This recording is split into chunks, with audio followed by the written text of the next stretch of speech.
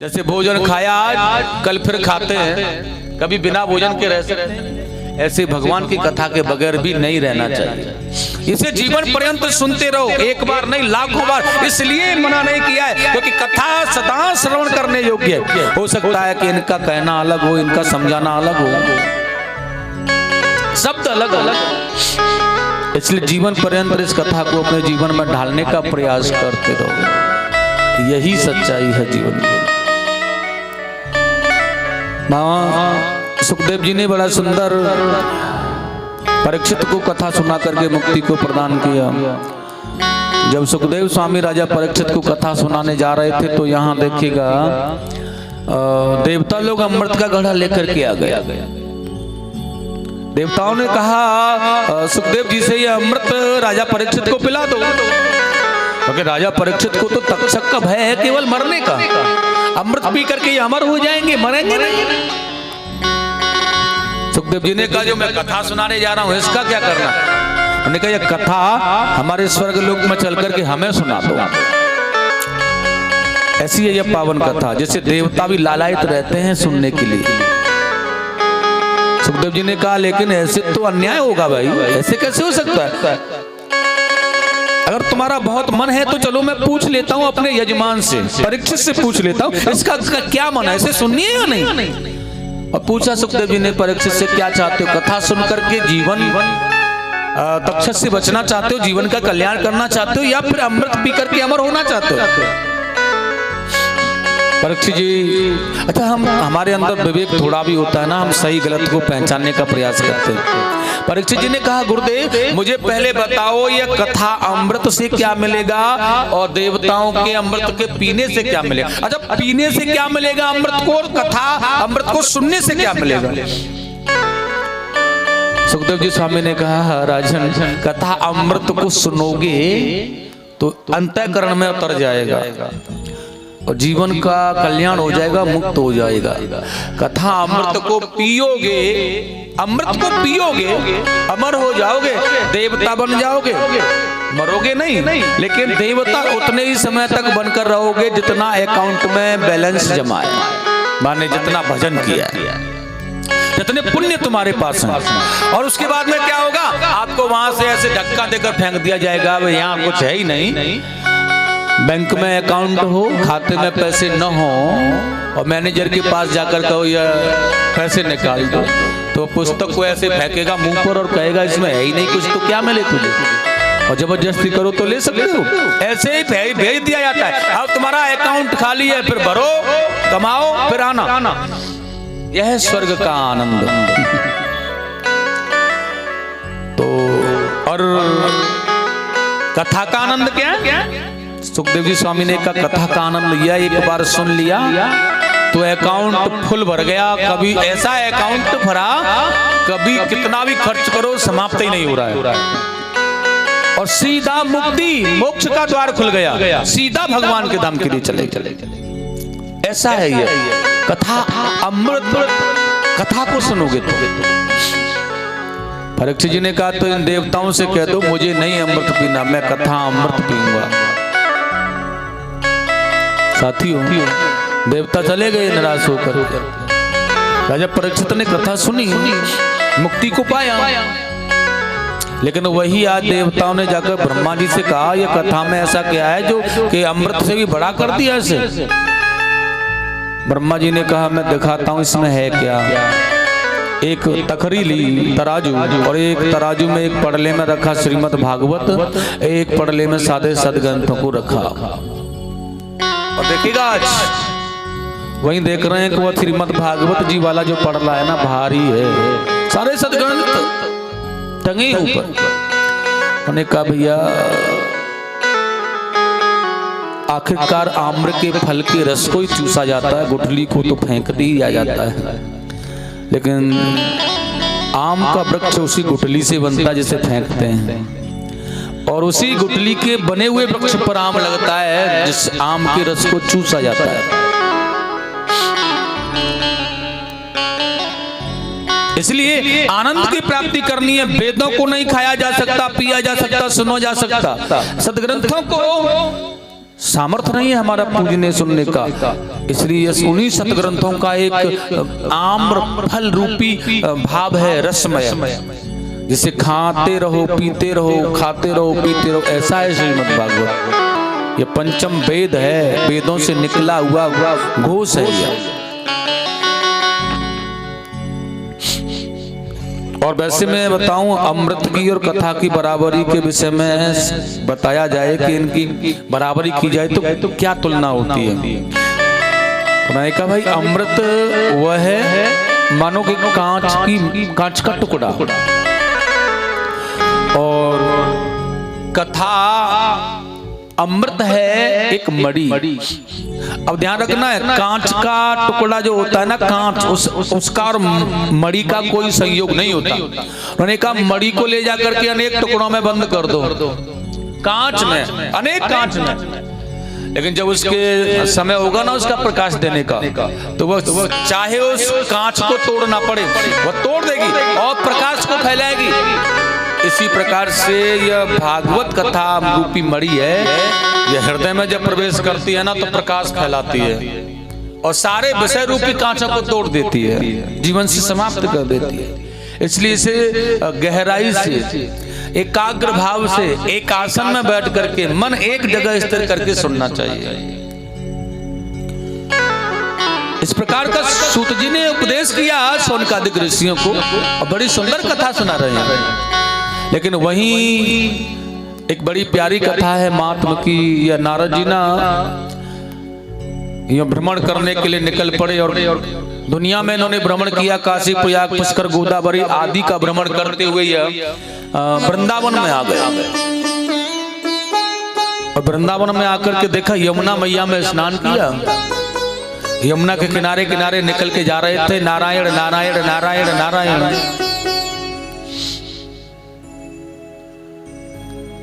तो देखिएगा, तभी किसी युवती ने इन्हें आवाज लगाई,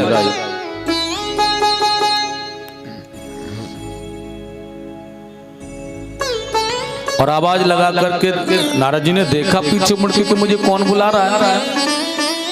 तो उन्होंने देखा स्त्रियां बैठी हुई हैं, आवाज दे रही हैं। नारद जी ने कहा नहीं नहीं, मैं स्त्रियों के पास नहीं जाता।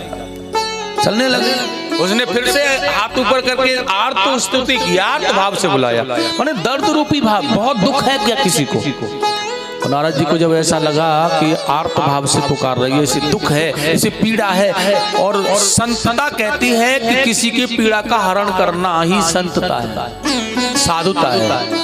वह साधु क्या, वह संत क्या जो किसी की पीड़ा का हरण न करे, अपने स्वाद में आनंद ले। और देखिएगा,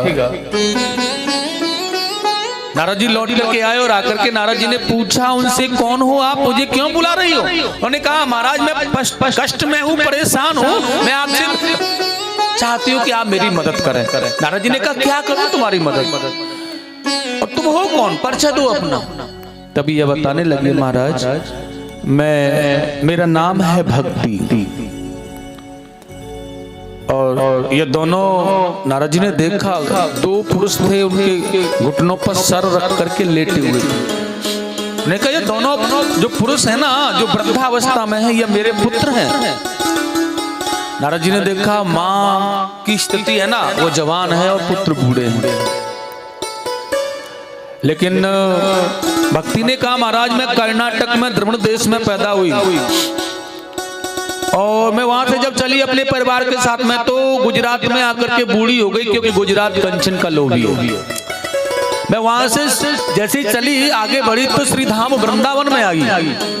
मैं यहाँ आकर के युवती हो गई, माने जवान हो गई, लेकिन यहाँ आकर के भी मेरे पुत्र ज्ञान वैराग्य ठीक नहीं हुए, ये बूढ़े ही हैं।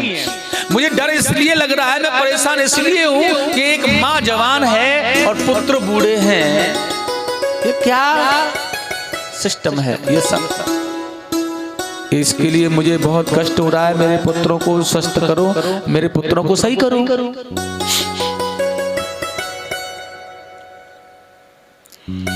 जाता हम युवती सम्यम प्रेष्ठ रूपा तु सांप्रतम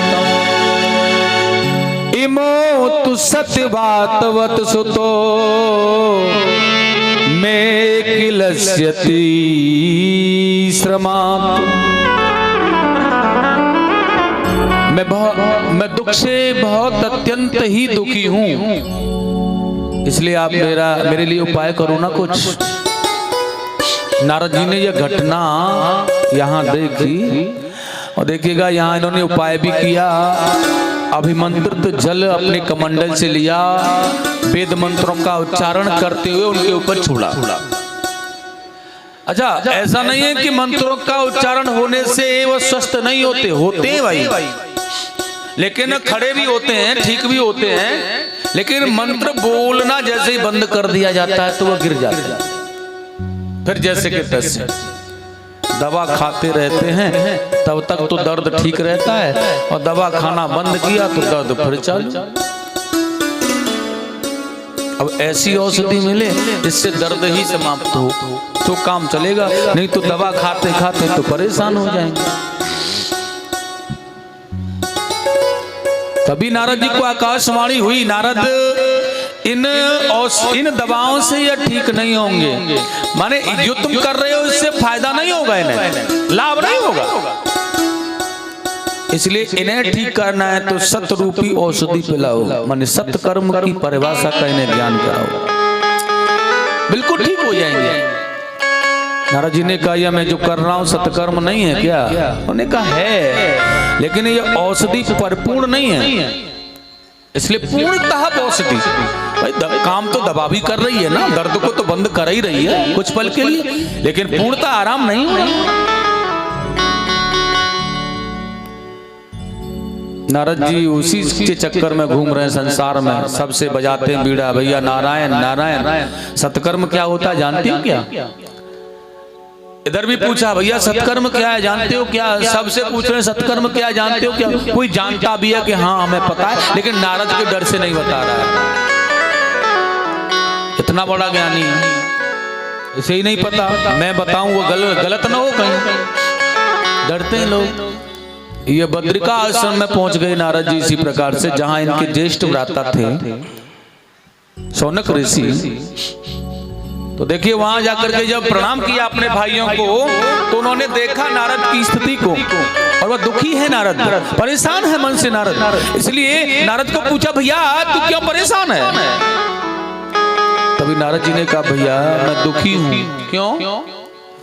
मैं संसार भर में घूमा, लेकिन मैं सत्कर्म क्या होता यह न जान पाया।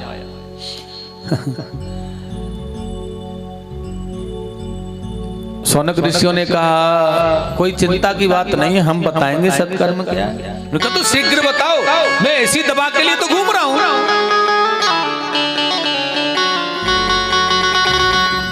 शौनक ऋषियों ने कहा सत्कर्म कराना है तो श्रीमद् भागवत जी का बहुत विधि से पाठ और श्रवण कराओ, यज्ञ करो। नारद जी ने हंस करके कहा आहा, भागवत जी का कर्म कराने से सत्कर्म होगा? लेकिन मैंने वहां वेद मंत्रों का, उपनिषदों का आदि का पाठ किया है, भागवत जी से भी बढ़कर। उन्होंने कहा नहीं, वह सत्कर्म में नहीं आता, क्योंकि वह वेद उस वृक्ष की तरह हैं जो कि केवल वृक्ष खड़ा रहता है और वृक्ष पर लगने वाले आमों को, फलों को व्यक्ति तोड़ ले जाते हैं और वृक्ष को छोड़ जाते हैं। वेद वृक्ष हैं, भागवत फल है। वृक्ष को खाया नहीं जाता, फल को छोड़ा नहीं जाता। आप कहेंगे वृक्ष को खाए, नहीं खाएगा, लगने वाले वृक्ष फल को छोड़ेगा नहीं। इसलिए वेदों को नहीं खाया जा सकता, वेदों को छोड़ दिया जा सकता है। भागवत वह फल है उसे छोड़ने का मन ही नहीं करता।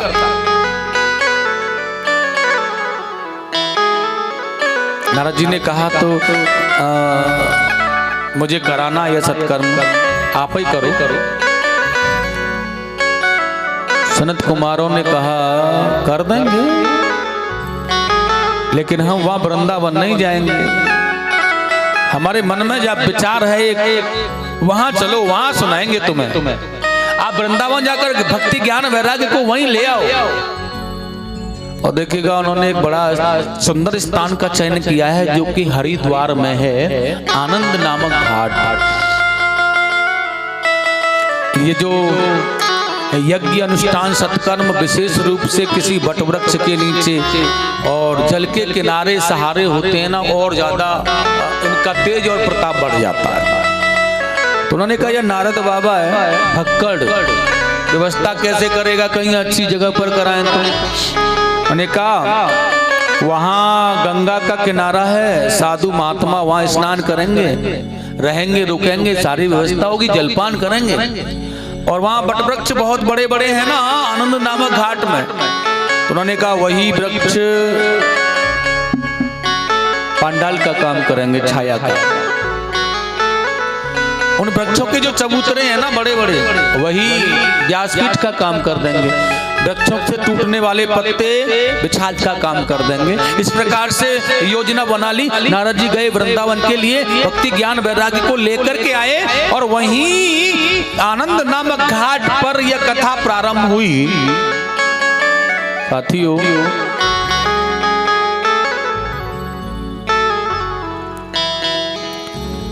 जैसे ही कथा प्रारंभ हुई है, उस कथा के सत्कर्म रूपी तेज से ज्ञान वैराग्य पुष्ट होकर के खड़े हो गए, जवान हो गए, सभी प्रसन्न होने लगे। भगवान का आह्वान किया, बड़ा प्यारा कीर्तन चला, बहुत सुंदर आनंद बना मन में।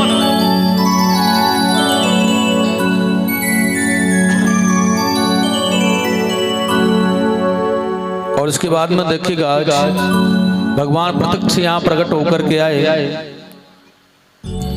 नारद जी को वरदान दिया, भक्ति को भी वरदान दिया भगवान ने। भक्ति ने पूछा कि मैं संसार में कहाँ रहूंगी, मुझे यह बताओ प्रभु। भगवान ने उसके लिए एक बहुत अच्छा स्थान बताया, आप मेरे भक्तों के हृदय में रहो। इससे सुरक्षित स्थान कोई नहीं है आपके लिए। और ज्ञान वैराग्य को पुष्ट कर ही दिया है। नारद जी को भी वरदान दिया, भैया तुम्हारी ये पावन कथा है ना। नारद जी ने कहा बड़ी सुंदर कथा है आपकी, तो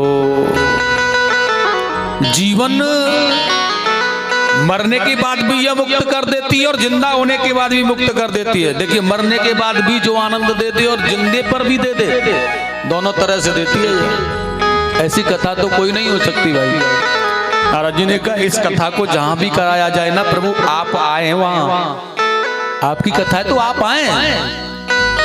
नारद जी ने कहा भाई कोई न बुलाए तो? उन्होंने कहा न बुलाए तो ना बुलाए, लेकिन फिर भी आप आओ, आपकी कथा हो रही हो तो।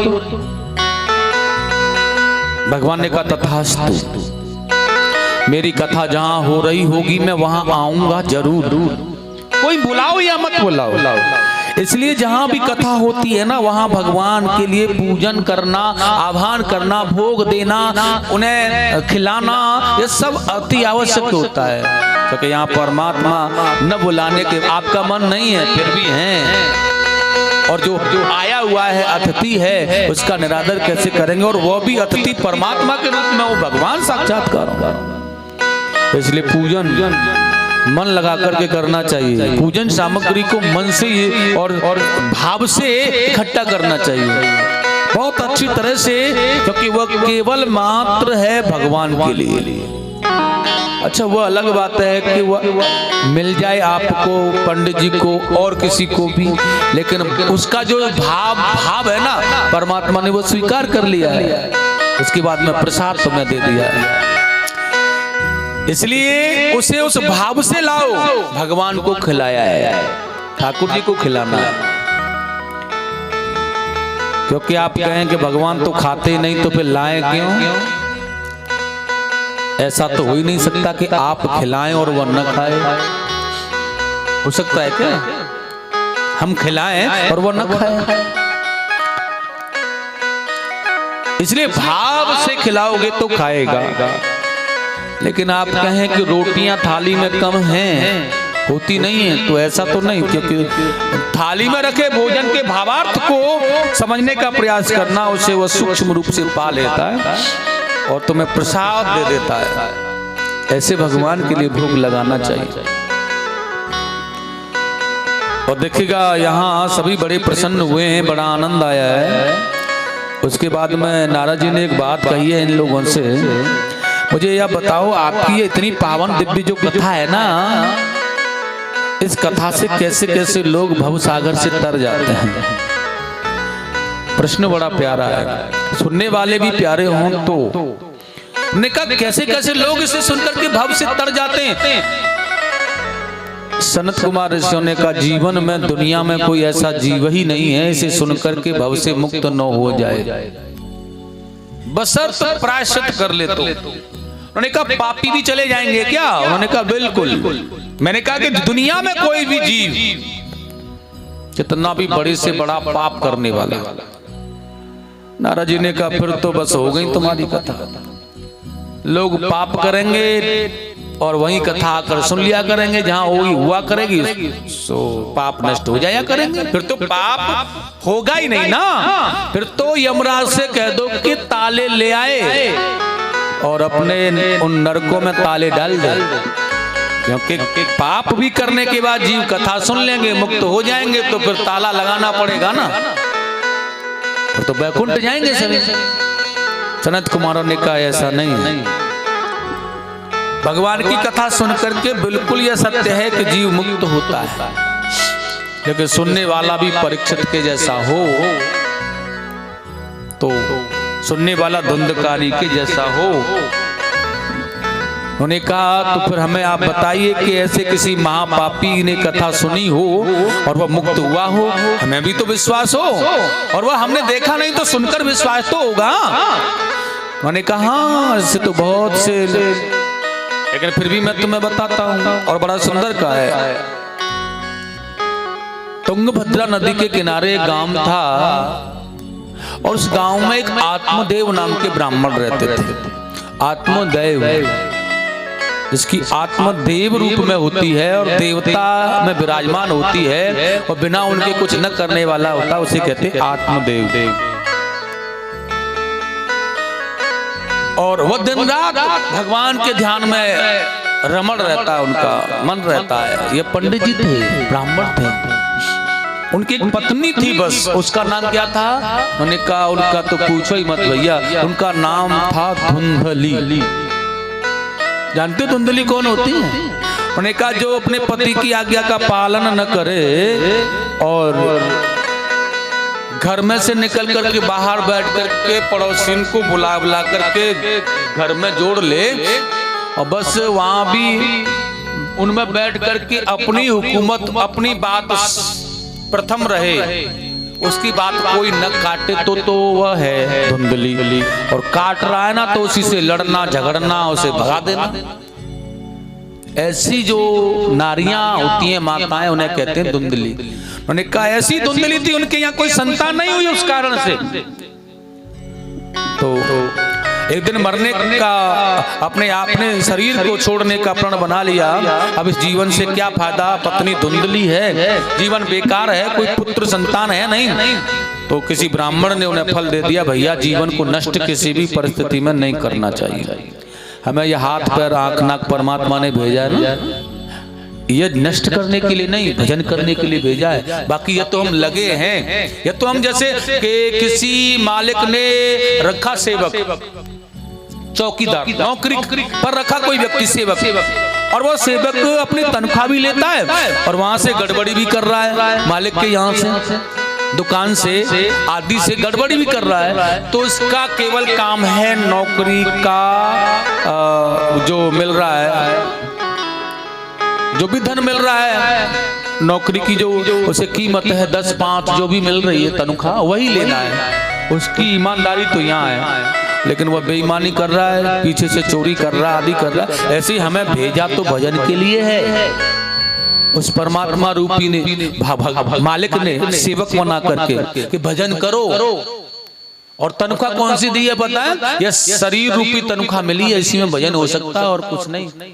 आप कहें कीड़े मकोड़ों से भजन कर लो तो नहीं करेंगे, मानव भी भजन कर सकता है। इसलिए भेजा हमें बहुत अच्छी तरह से कि जाओ भजन करो, लेकिन हम यहाँ भजन नहीं करते हैं और संसार की विषय वासनाओं में घूम जाते हैं। नाना प्रकार का दुनिया का संचार करना पड़ता है, दुनिया के संचार में डूब जाते हैं। यही है अपराध का कारण।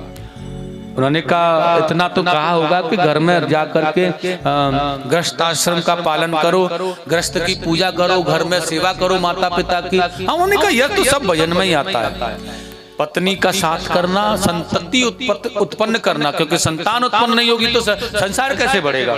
और उनको अच्छी परवरिश करके अच्छे मार्ग पर डालना पिता का धर्म होता है। माता पिता की सेवा करना यह भी धर्म होता है। परिवार को बांध करके रखना, अच्छे अच्छे भावमय करना, यह भी धर्म होता है। और यहाँ के बाद में विवाह करना, बच्चों का, बेटियों का कुशल परिवार देखना, यह भी धर्म होता है। यह भी भजन चल रहा है यहाँ तक। तो अब विवाह के बाद में पुत्र लायक बन जाता है और उसके बाद में नाती और पोते होने लगते हैं, फिर भी बाबा ही देखे, तो यह है चोरी। अब बाबा का धर्म समाप्त हो गया। अब पुत्र को जिम्मेदारी दे दो भाई। अब जैसे हमने एक पिता के पास पिता की छत्र छाया नहीं थी, घर नहीं, मकान नहीं था, खेत भी नहीं था। उसने मेहनत करके अपने बच्चे को पढ़ाया लिखाया, मेहनत की, बहुत अच्छा परिवार चलाया उसने, और नौकरी लगा दी, बहुत अच्छी तरह से बेटा संपन्न हो गया। तो जब हम अपनी मेहनत से ऐसा कर सकते हैं तो पुत्र के कंधों पर भी तो जिम्मेदारी आनी चाहिए कि वो भी कर ले। इसलिए हमें छोड़ना चाहिए और भजन करना चाहिए। लेकिन यह धुंधली है ना, बड़ा सुंदर कहा है यहाँ पर, बड़ा सुंदर श्लोक है इसके लिए। लोकवार त्राम क्रूरा प्रायसो बहुजल्पिका सुराचम ग्रह क्रयेषु कृष्णाम कलह प्रिया। किसी ब्राह्मण ने फल दिया, संत ने ब्राह्मण लेकर आए, धुंधली को खिलाया, लेकिन वही धुंधली तो कलह प्रिया है। फल को अलमारी में रख दिया, वो खा नहीं रही है, डर रही है फल खा लिया तो मुझे पुत्र होगा। माताएं जब पुत्र जन्म देती हैं तो बड़ा कष्ट होता है, बड़ी परेशानी होती है। ये सारा विचार उसके मन में आ गया, इसलिए संतान वह नहीं चाहती है। भोजन रुचिकर नहीं लगेगा, स्वास्थ्य बिगड़ने लगेगा, जिह्वा का स्वाद बिगड़ जाएगा, बड़ी परेशानी होगी। नाना प्रकार की उथल पुथल उसके मन में होने लगी। तो एक पड़ोसी ने आकर के पूछा क्या बात है बहन? उसने बताया कि यह पुत्र रूपी फल है, खा ले तो तेरे संतान नहीं है। नहीं, ऐसा उपाय बताओ कि मैं फल न खाऊं और मुझे पुत्र मिल जाए। उसने कहा उसका तो एक ही उपाय है, मैं गर्भवती हूं, मेरा पुत्र होगा तुझे दे दूंगी और मुझे तू धन दे देना, उसके बदले में पुत्र मिल जाएगा और तू बिल्कुल दुख नहीं भोगेगी, परेशानी नहीं होगी तुझे, और तुझे पुत्र मिल जाएगा। यह उपाय है। शर्त तय हो गई साहब। और समय बीता, फल को गाय को खिला दिया। आज वही अविद्या ज्योति बहन उसकी मुंह बोली की पड़ोसन वो पुत्र लेकर के आई। जब हुआ उसका पति, धुंधली को दे दिया वो पुत्र और स्वयं बहुत सारा धन लेकर के चला गया। लेकिन आज धुंधली ने अपने पति से कहा है स्वामी हमें पुत्र हुआ है। पिता बड़े प्रसन्न हुए, किसी को संतान न हो और उसे खबर मिले कि भाई हमें पुत्र हो रहा है या पुत्र होगा, और हो गया है तो कितनी प्रसन्नता होती है उसे। उन्होंने कहा बहुत आनंद आया, पुत्र हुआ है। इसलिए नामकरण भी अपने पुत्र का विद्वानों से सोच करके रखवाया, रखने का प्रयास करें। सुनो, हमारा पुत्र बहुत विवेकशील होना चाहिए और ज्ञानी होना चाहिए। मेरा नाम है आत्मदेव, लेकिन मुझसे भी बड़ा होना चाहिए मेरा पुत्र। इसलिए उसका नाम क्या होना चाहिए? परमात्मा देव। आत्मदेव से भी बड़ा परमात्मा में मिला हुआ। धुंधली ने कहा नहीं नहीं, यह नाम नहीं होगा। क्यों? पुत्र मेरा है इसलिए। बताओ कष्ट तो मैंने पाया है ना। माँ कह रही है कष्ट मैंने पाया, पुत्र मेरा है, पीड़ा मैंने सहन की, तो नाम मैं रखूंगी कि आप? आत्मदेव तो सीधे थे, उन्होंने कहा ठीक है आप रख दो। उन्होंने कहा माँ भी अच्छा नाम रखेगी, और उसने बड़ा प्यारा नाम रखा। उन्होंने कहा मेरा पुत्र है, मेरा नाम है धुंधली, मेरे पुत्र का नाम होगा धुंधकारी। अब वो क्या है, मंद बुद्धि है ना। उसने कहा आत्मदेव और परमात्मा देव। भाई आत्मदेव ने अपने से जोड़ा नाम आत्मदेव, परमात्मा देव। अब आत्मा जिसकी परमात्मा में, वह आत्मदेव। परमात्मा देव जो परमात्मा में ही मिला हुआ है, वह परमात्मा देव। लेकिन ये क्या समझ रही है कि इन दोनों का एक जैसा नाम है, तो इन दोनों का मन एक जैसा नाम होने के कारण बना रहेगा, या एक ही रहेंगे और मैं अकेली पड़ जाऊंगी, फिर मेरी दाल कहां गलेगी। इसलिए बच्चे को अपनी तरफ कर लो, अकेला पिता रह जाएगा तो इसकी नहीं चलेगी। और कोई बात आया भी करेगी तो माँ बेटे मिलके कूट भी लिया करे। क्यों जी? वो यही समस्या। इसलिए उसने कहा कि मेरा, उन्होंने कैसे, उन्होंने कहा कि आत्मदेव और परमात्मा देव मिला हुआ, इसलिए धुंधली और धुंधकारी। आत्मदेव फिर भी प्रसन्न, ठीक है तुम्हारा पुत्र है, कोई बात नहीं।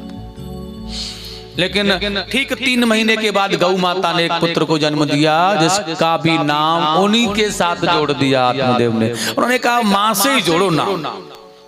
अब गाय माता का पुत्र है, इसलिए उसका नाम रखा गौकर्ण। मतलब यह माता गाय के जैसे कान वाला है, और गाय से पुत्र जन्मा है, इसलिए गाय से जन्मा होने के कारण गाय का पुत्र, और कान उनके जैसे होने के कारण गौकर्ण। इस प्रकार का नाम। एक गौकर्ण और भी होता है, लेकिन एक तो गौकर्ण वह है जिसने गाय का पुत्र बन करके गाय के समान कानों को पाया है। एक गौकर्ण वह भी होता है जो कि वाणी से भगवान की कथा कहता है, कानों से भगवान की कथा सुनता है। जिसके कानों में भगवान रूपी कथा अमृत पान हो रहा है, वह भी गौकर्ण होता है।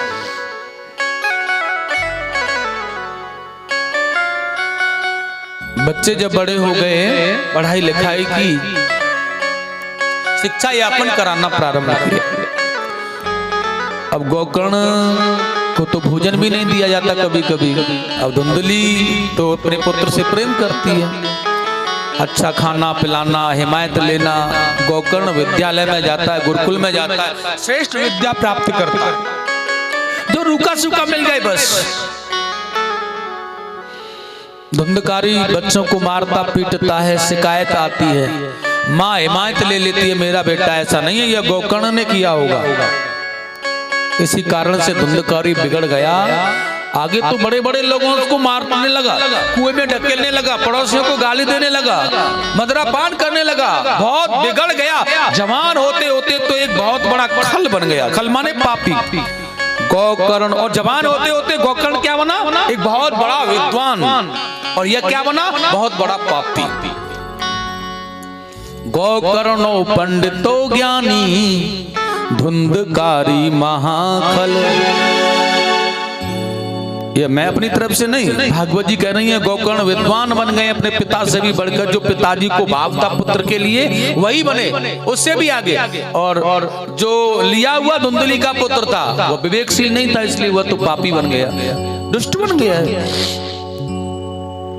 और धीरे धीरे देखिएगा एक दिन अपनी माता से धन चुरा चुरा करके ले जाता है, समाप्त कर दिया सारा धन। जब माँ के पास कुछ भी नहीं रहा तो माँ कह रही है बेटा अब कुछ मेरे पास है नहीं, अब तो तू ही सहारा है मेरा।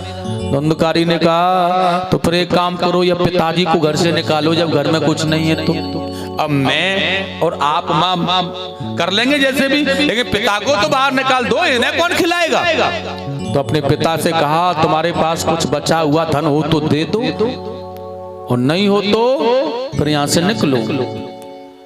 पिताजी ने कहा पुत्र जो भी था तेरी माँ के पास था, तुझे सब दे दिया, अब हमारे पास क्या है? अब तो तू ही सहारा है ना हमारी वृद्धावस्था का। धुंधकारी ने कहा नहीं नहीं, मैं तुम्हें बना करके खिलाने वाला नहीं हूँ, मैं कमा करके भी नहीं खिलाने वाला, इसलिए तुम निकलो यहाँ से, अब तुम्हारा यहाँ कोई काम नहीं जब तुम्हारे पास कुछ नहीं है तो। निकाल दिया। ध्यान रखना जीवन में अगर पुत्र धुंधकारी बन जाता है तो उस पिता के कष्ट आना प्रारंभ हो जाते हैं, उस माता को कष्ट पाना प्रारंभ होना है। इसलिए पुत्र को गोकर्ण बनाने का प्रयास करो बल्कि धुंधकारी। और देखिए प्रत्यक्ष है, यह कथा बता रही है कि अपने पुत्र धुंधकारी ने अपने पिता आत्मदेव को बहुत पीटा। वो नहीं छोड़ रहे ना घर में, बुढ़ापे में किसके सारे जाऊंगा, कहां जाऊंगा भाई, मारा पीटा, घर से फेंक दिया निकाल, कहीं भी जाओ मरो, कुआं में गिरो। याद आया आज आत्मदेव को, रोते रोते जा रहे हैं बेचारे, क्या करूं, जीवन बेकार हो गया। और वही गाय का जो पुत्र था ना, गांव वाले जिनका कहना मानते थे, उनका एक आश्रम था, और उसी आश्रम पर जाकर के पिताजी को देख रहे हैं गोकर्ण जी, वह आत्मदेव उनके पास बैठे, देखा मन घबरा रहा है, परेशान है, वृद्धावस्था है। पूछा पिताजी क्या बात है? आत्मदेव ने कहा पुत्र मुझे यह बताओ, जब अपना कोई कष्ट दे उस समय करना क्या चाहिए? अपने के द्वारा घाव जब मिले, गोकर्ण जी एक ही बात कहते हैं केवल, घाव अपने से मिले या पराये से, हमें भगवत कृपा प्राप्त करनी चाहिए, भगवान की कृपा, क्योंकि भगवान की ही कृपा एक ऐसी है जो दुनिया में हमें सबसे, दुनिया को हटा करके अपने से जोड़ सकती है, अपनी कृपा बना सकती है। फिर भी नहीं माने वो, उन्होंने कहा दूसरा कोई पीटे तो कोई बात नहीं है, अपना कोई पीटे तो ज्यादा दुख होता है। उन्होंने कहा हाँ दुख तो अपना पीटता है तो होता ही है भाई। एक बार की बात थी, एक जगह एक दुकान थी लोहा पीटने वाले लोहार की, एक दुकान थी सोना पीटने वाले सुनहार की। अब लोहा पीटता है जब लोहार तो आवाज होती है जोर जोर से, लोहे को लोहा पीटता है ना तो चिंगारियां निकलती हैं, आवाज होती है। सुनहार जब पीटता है लोहे को और सोने को तो कुछ पता ही नहीं चलता किसी को। आप ग्राहक हो, वहीं दुकान में बैठे हो, वो अंदर जाएगा और पीट करके आभूषण बना देगा, आपको महसूस नहीं होगा, पता नहीं चलेगा कब पीटा, कब मारा, कब किया गया। एक दिन सोने ने कहा लोहे से, एक बात पूछूं आपसे भैया? लोहे ने कहा पूछ लो। सोना कहने लगा आपकी पिटाई होती है ना? ने कहा बहुत रोते हो तुम, रोना पड़ता है, पिटाई होगी तो रोना है। उन्होंने कहा पिटाई तो मेरी भी होती है, और तुम रोते हो, पड़ोसियों को परेशान करते हो। अरे कोई कष्ट है, कोई पिटना है, जुटना है तो अपने घर वालों के पास अपने कोने में रहो ना, हमें परेशान करते हो। हम स्वयं परेशान है, तुम हमें परेशान करते हो, इतना जोर से चिल्लाते हो भाई। और मेरी पिटाई होती है देखते हो, क्या कभी सुना है कि मैं रो रहा हूँ? लोहे ने कहा तुम्हारी पिटाई होती है या नहीं मुझे पता ही नहीं, मैंने नहीं सुना कभी भैया रोते तुम्हें शायद पीड़ा नहीं होती होगी। सोने ने कहा पीड़ा होती है मुझे, लेकिन मैं जताता नहीं हूं। लोहा कहने लगा मैं जताता हूं क्या? हाँ। उन्होंने कहा मैं जताता नहीं हूं, क्योंकि तुम्हें जो घाव मिला है ना वो कम है मेरे घाव के समान। स्वर्ण से लोहे ने कहा भैया तुम्हें जो पिटाई करने वाला होता है ना तुम्हारा अपना नहीं होता। कभी भी देखना कोई भी स्वर्ण जो पीटा जाता है वह सोने से नहीं पीटा जाता।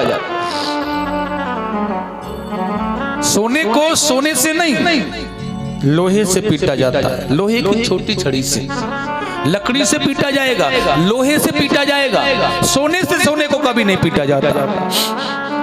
इसलिए तुझे परेशानी नहीं होती। लोहा कहने लगा तू देखना कभी मेरे द्वारा पहले बनता है और फिर मुझी को काटता है और मुझी को पीटता है। भाई लोहे के जितने भी औजार बनते हैं, कुल्हाड़ी, हथियार आदि आरी जो भी होते हैं वही लोहे में से पहले तो बनते हैं। उन्होंने कहा पहले मुझे बनाया जाता है उसमें से, मेरे अंदर से, और फिर मेरे ऊपर ही चलाया जाता है। इसलिए मुझे कष्ट होता है, इसलिए मैं रोता हूँ। मैं ये विचार करता हूँ अगर उस समय तू बन रहा था ना, मैंने बनने नहीं दिया होता ना तुझे, तो तू मुझे नहीं मारता, नहीं पीटता, इसलिए कष्ट होता है। लोहा बता रहा है, वही आत्मदेव बता रहा है मेरा अपना पुत्र मुझे पीट रहा है, दर्द नहीं होगा क्या? दुख नहीं होगा क्या? बेचारे रोने लगे। आत्मदेव पुत्र ने समझाया पिताजी आखिरकार करोगे क्या? अब तो एक ही दवा है भजन करना। मैं कहता हूं भगवत कृपा प्राप्त करो और केवल भगवान के भरोसे चले जाओ और एक दुनिया को छोड़ दो। एक बात और मैं आपको बता दूं, जब कभी हमारा पुत्र या हमारी संतान हमें दुखी कर देना तो मरना मत कभी, लेकिन मोह भी छोड़ मत करना कि यहीं रहें, यहीं कुटें, यहीं पिटें, छोड़ देना उनको उसी समय और छोड़ करके उस परमात्मा की शरण में चले जाना जो तुम्हारा कल्याण कर सकता है। जीवन में अगर ऐसा कभी आए तो यहीं कूदते पिटते मत रहो, छोड़ दो इस मोह को, चले जाओ यहाँ से छोड़ करके और ठाकुर जी की शरण में चले जाओ भैया। कहीं गुजारा नहीं है तो वहां भोजन भी मिलेगा, भजन भी मिलेगा, सब मिलेगा, वहां छत्र छाया भी मिलेगी और वो अपना भी लेंगे। अगर जीवन में कभी ऐसा है तो इस बात का ध्यान रखना, कभी कुटते पिटते मत रहना, छोड़ देना उस मोह को, क्योंकि केवल संसार में एक मोह है, या मेरा पिता या मेरा पुत्र या मेरी पत्नी या मेरा दादा या मेरा बाबा, और कुछ नहीं है। बाकी तो चला गया, आप भी चले जाओगे, कोई किसी का नहीं है, बेकार है ये जीवन। क्या भरोसा है इस जिंदगी का, साथ देती नहीं है किसी का। भरोसा है इस जिंदगी का, साथ देती नहीं है किसी का। क्या भरोसा है इस जिंदगी का, साथ देती नहीं है किसी का। क्या भरोसा है इस जिंदगी का, साथ देती नहीं है किसी का। साथ देती नहीं है, साथ देती नहीं है, साथ देती नहीं है, साथ देती नहीं है, साथ देती नहीं है, साथ देती नहीं है, साथ देती नहीं है, साथ देती नहीं है। क्या भरोसा है इस जिंदगी का, साथ देती नहीं है किसी का। क्या भरोसा है इस जिंदगी का, साथ देती नहीं है किसी का।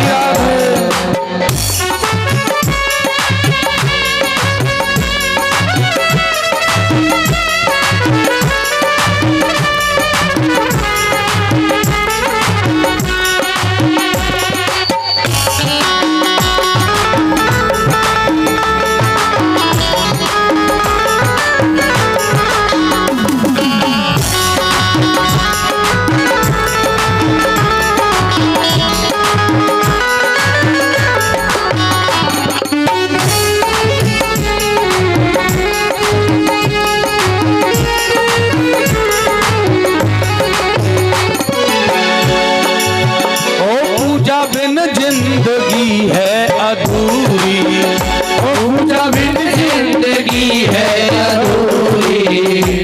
पूजा करनी है तुमको जरूरी, पूजा करनी है तुमको जरूरी। ओ पूजा करनी है तुमको जरूरी, ओ पूजा करनी है तुमको जरूरी। पूजा आनंद है जिंदगी का, पूजा आनंद है जिंदगी का। साथ देती नहीं है किसी का। क्या भरोसा है इस जिंदगी का, साथ देती नहीं है किसी का। वो साथ देती नहीं है, साथ देती नहीं है, साथ देती नहीं है, साथ देती नहीं है, साथ देती नहीं है, साथ देती नहीं है, साथ देती नहीं है, साथ देती नहीं है, साथ देती नहीं है किसी का। ओ साथ देती नहीं है किसी का। क्या भरोसा है इस जिंदगी का, साथ देती नहीं है किसी का। क्या भरोसा है इस जिंदगी का, साथ देती नहीं है किसी का।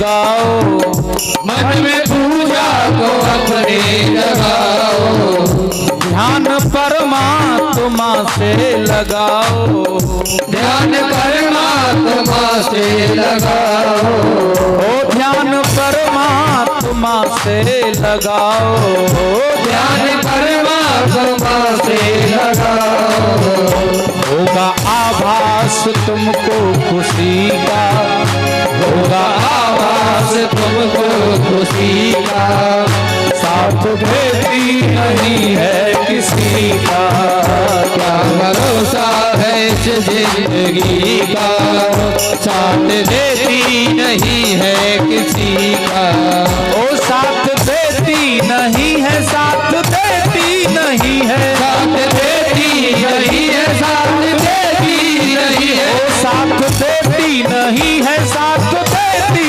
नहीं है, साथ देती नहीं है, साथ देती नहीं है, साथ देती नहीं है किसी का, साथ देती नहीं है किसी का, ओ क्या भरोसा है इस जिंदगी का, क्या भरोसा है इस जिंदगी का, साथ देती नहीं है किसी का, क्या भरोसा है इस जिंदगी का, साथ देती नहीं है किसी का, रमा बुझ जाएगी जलते जलते, रमा बुझ जाएगी जलते जलते, सांस रुक जाएगी चलते चलते, सांस रुक जाएगी चलते चलते, ओ सांस रुक जाएगी चलते चलते, सांस रुक जाएगी चलते चलते,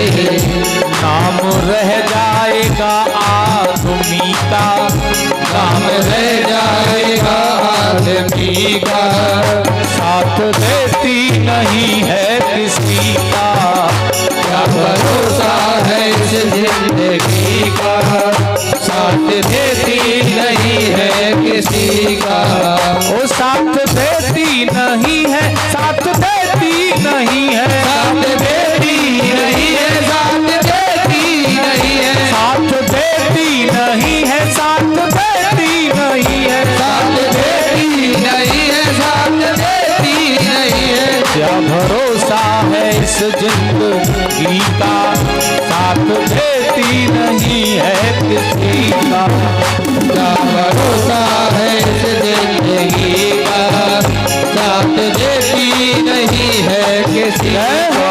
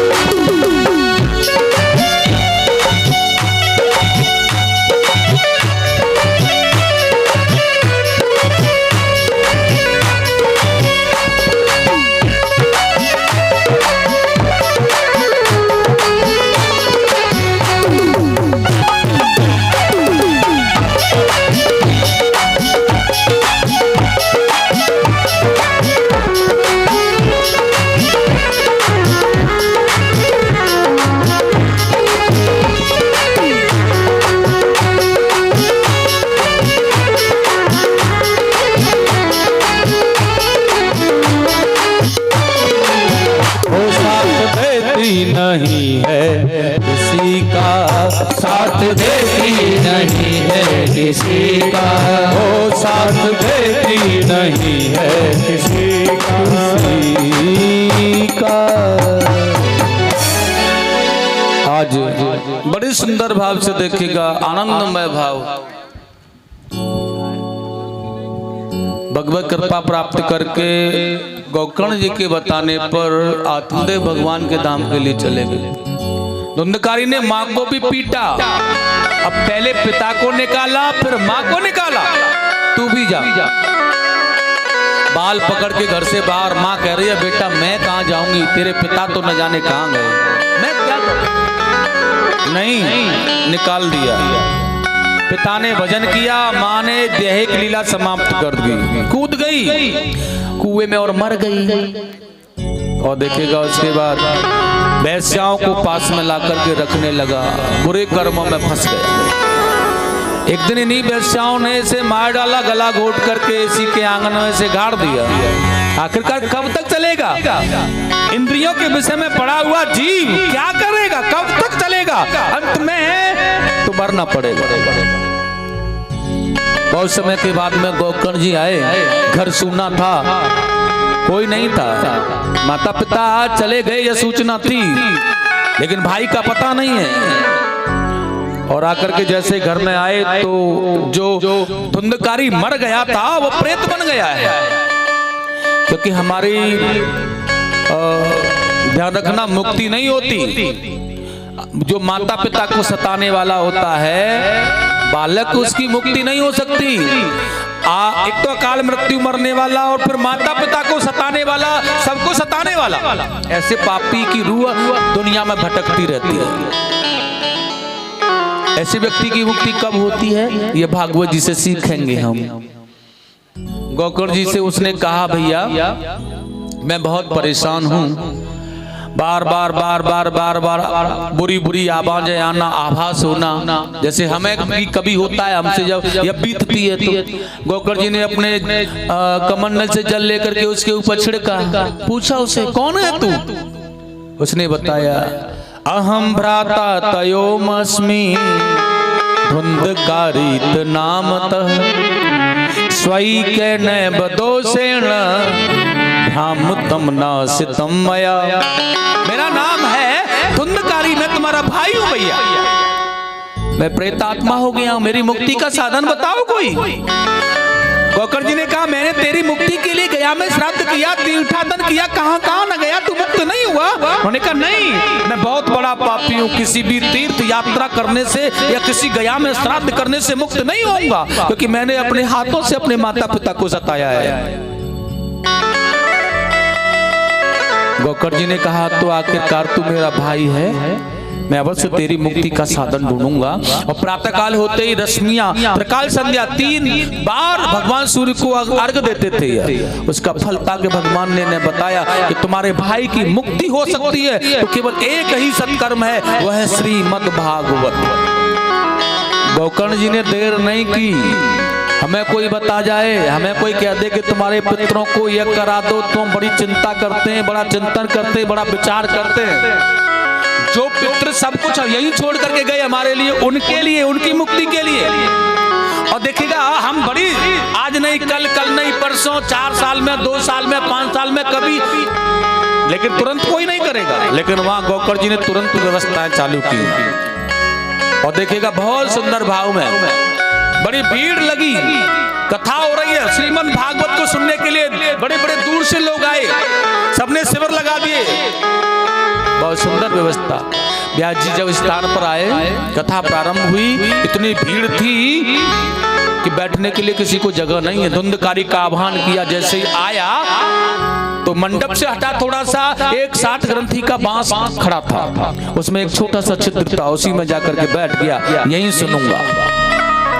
पहले दिन सुना, पहली ग्रंथि को तोड़ के ऊपर आया, दूसरा तीसरा ऐसे ही चलता आया। 7वें दिन की कथा जैसे ही समाप्त हुई, एकदम से 7वीं ग्रंथि को तोड़ दिया और विमान आया, विमान में बैठ करके धुंधकारी चला गया। यहाँ गोकर्ण जी ने कहा था विमान वालों से, पार्षदों से, ये धुंधकारी के लिए विमान लेके आए हो, बाकी सबके लिए क्यों नहीं लाए? उन्होंने कहा, प्रभु ये विमान उसी के लिए आता है, क्योंकि विमान कहते हैं विगता मानह विमानः, जिसके जीवन से अहंकार निकल जाए, अभिमान निकल जाए, काम निकल जाए, विषय निकल जाए, मोह निकल जाए, काम क्रोध लोभ मोह मत्सर ये सब निकल कर बाहर आ जाए, भगवत कृपा अनुरागी बन जाए। जैसे कोई अपमान कर दे, जैसे कोई मान कर दे तो भी बराबर, अपमान कर दे तो भी बराबर, ना अपमान का एहसास ना मान की खुशी, ऐसे व्यक्ति को आता है विमान। विगता मानह विमान, जिसने अपने जीवन से यह मान अपमान को निकाल दिया। धुंधकारी मुक्त हो गया। कथा सुनता था, श्रवण करता था, फिर मनन करता था, फिर चिंतन करता था। हम केवल श्रवण करते हैं, उसे भी ढंग से नहीं करते। धुंधकारी श्रवण तो करता है, लेकिन उसके बाद मनन करता है, चिंतन करता है। हम केवल श्रवण के लिए हैं, और वह श्रवण भी हमारा अच्छे ढंग से नहीं हो पाता है। क्यों नहीं हो पाता, इसे कल बताएंगे। आज धुंधकारी मोक्ष लेकर के चला गया और मुक्ति हुई। प्रेम से बोलो राधे राधे। आज की कथा को यहीं विश्राम करेंगे। यह भगवान की हमारी आज की जो कथा है, भागवत जी का महात्मा पूर्ण हो गया है। तो कि हमने इस महात्मा से सीखा क्या है, मुक्ति कैसे मिलेगी, परिवार कैसे चलेगा, यही सार सप्तम दिवस तक यहाँ पर बताने का प्रयास किया जाएगा। तो एक बार जोर से बोलेंगे, वृंदावन बिहारी लाल की जय जय श्री राधे। आइएगा बड़े प्यार से।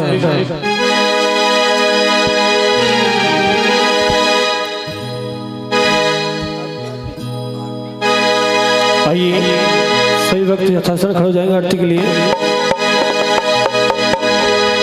श्री राम जय राम जय जय राम राम।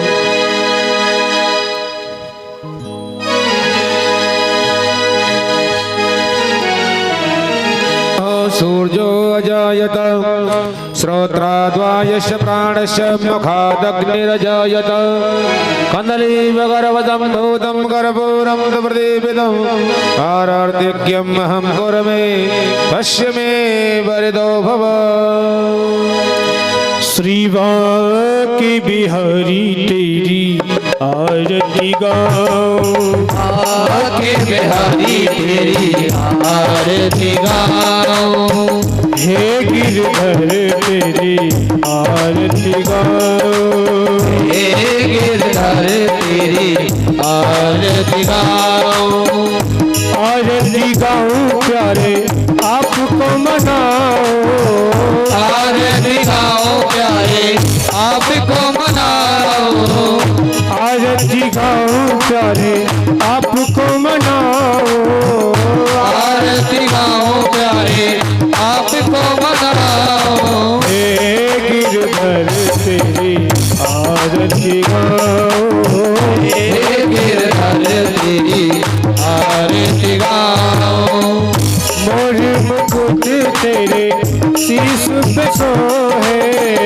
मोर मुकुट तेरे शीश पे सोहे, प्यारी मुरलिया मेरो मन मोहे, प्यारी मुरलिया मेरो मन मोहे, या बरसी पे बने हरि जाओ, बांके बिहारी तेरी आरती गाऊं, चरणों से निकली है गंगा प्यारी, चरणों से निकली है गंगा प्यारी, जिसने सारी दुनिया तारी, जिसने सारी दुनिया तारी, उन्हें चरणों को मैं शीश नवाऊं, बांके बिहारी तेरी आरती गाऊं, दास अनाथ है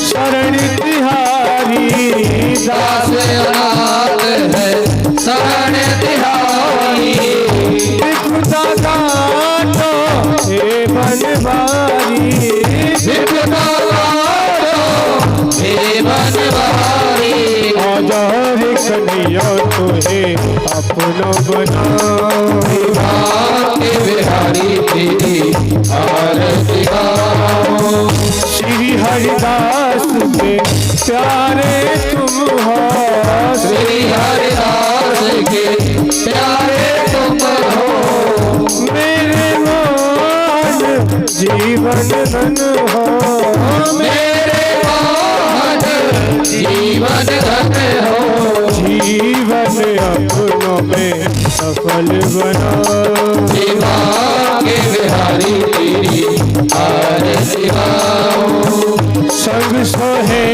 पशु पान दुलारी, संग सोहे बसो भान दुलारी, ललिता विशाखा सखियां प्यारी, ललिता विशाखा सखियां है प्यारी युगल छवि के मैं दर्शन पाऊं हे भाग्य बिहारी तेरी आरती गाऊं आरती गाऊं प्यारे आपको मनाऊं आरती गाऊं प्यारे आपको मनाऊं आरती गाऊं प्यारे आपको मनाऊं आरती गाऊं प्यारे आपको मनाऊं हे गिरधर तेरी आरती गाऊं भाग्य बिहारी तेरी आरती गाऊं हे